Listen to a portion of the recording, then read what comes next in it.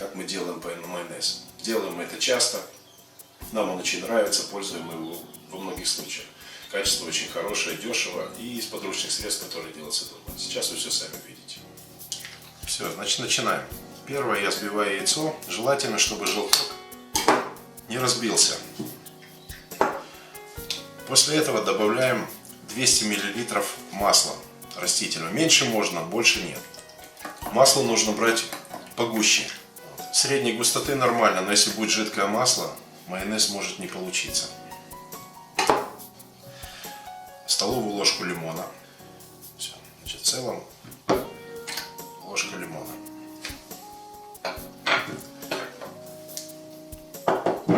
После этого пол чайной ложки сахара, пол чайной ложки без горки соли. Есть люди-любители с горчицей, но мы любим без нее. Все, состав готов, осталось только замешать. Я ставлю на максимальные обороты и вперед!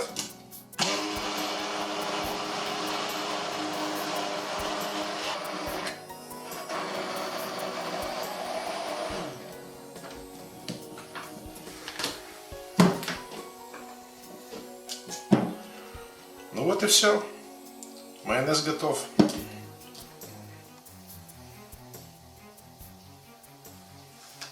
Приятного аппетита!